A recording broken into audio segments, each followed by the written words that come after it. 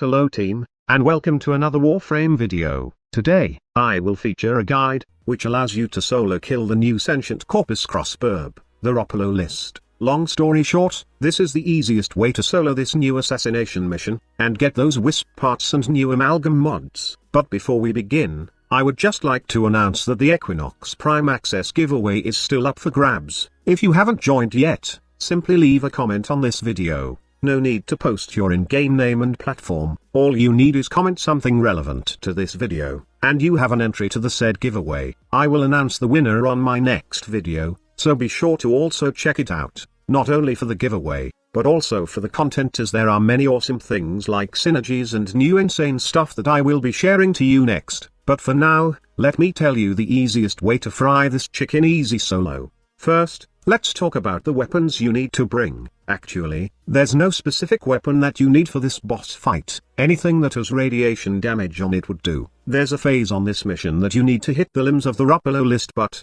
they are not that hard to take down like the idol and limbs. Just bring anything that can both crit and do radiation damage, to make sure that you can take down the limbs, and the ROPALOLYST itself fast and easy. If you have the resources, then simply craft a kit gun, more specifically, craft a catch moon kit gun, and then mod it for critical and radiation damage. Amalgam barrel diffusion is just a personal preference, but we will talk about its usefulness for my setup later. Last but not the least, and still a personal preference, is equipping the PAX Charge Arcane. Why? Plain and simple, to get rid of that ammunition issue. Now this is the only weapon I need, and for the frame, there's one frame that you can rely on getting the job done, and that is Wukong. Yes, Wukong's second ability, which allows him to be immortal, is the key to making this fight easy. The invulnerability period of Defy makes the mobs, and the ROPALOLYST damage trivial, but Defy is not the only ability of Wukong that makes this assassination mission easy.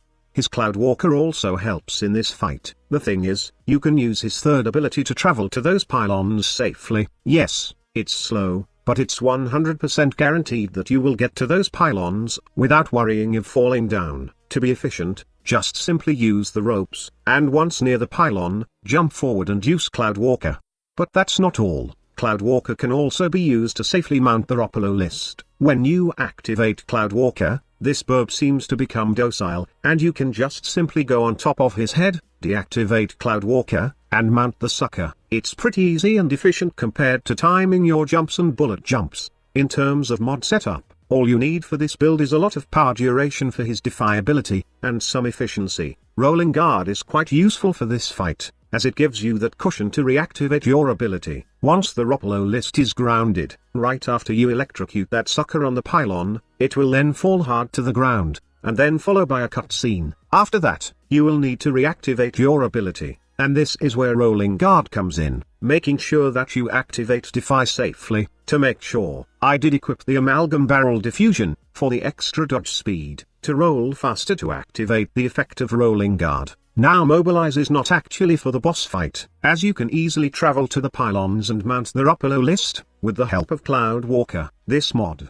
is actually useful when it comes to traveling from your drop-off point, to the kitchen room wherein this chicken is located. The new gas city has some huge gap and it's pretty annoying falling a couple of times. You can say that you can just use Operator's Void Dash, but that would require a lot of investment of focus points. Mobilize is a more cheaper alternative to boosting your Parker in my honest opinion. Now, let's proceed to the mechanics of this boss fight. The first thing you always need to do is remove the ROPALOLYST shield with the help of your Operator's Amp. The starting mote amp would do little damage to its shield, so I really advise that you upgrade your amp at least to the most basic amp you can craft from Cetis. Right after removing its shields, proceed to one of those pylons, or reactors, or whatever you call it. Use your Cloudwalker to safely travel to the pylon. When you are at the pylon, trick the ROPALOLYST on firing on the pylon to charge it up. To do that, simply hide behind the pylons, and once the color of the pylon changes, it's time to mount the big chicken.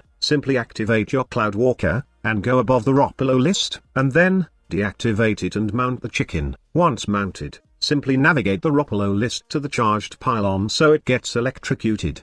The controls are pretty simple, and it's just like flying your Archwing. After being electrocuted, the ROPALOLYST will hit the ground, and then amalgam enemies, and a spectre, that is obviously a copy of your frame, will be summoned. Just ignore them and focus on the limbs of the ROPALOLYST. One quick tip: be sure to do a quick roll, and then activate your TheFatRat after the cutscene. Now, before hitting the limbs, make sure that you are near the turret charger switch. This way, you can easily activate the laser cannon once the limbs are down. There are 2 limbs that you must destroy at the first stage of the fight, and take note that this won't do direct damage to the ROPALOLYST. Instead, it will only stun it for a couple of seconds, and you must use that window to activate the laser cannon to damage the sentient burb. After that, repeat the same process. Stage 2 of the fight is still the same. Remove the shield, charge the pylon, mount the ROPALOLYST, and then guide it to the pylons. Only this time, you will only just be taking down one limb. At the third and final stage of the fight, all the limbs of the ROPALOLYST are broken, which means the only way to stun it is to directly hit it with your weapon. No need to look for a specific part to hit, just shoot it with your weapon. But make sure that you are near the turret charger switch, as you need to activate the laser cannon as soon as you down the ROPALOLYST, or else it will just fly around and make the fight longer.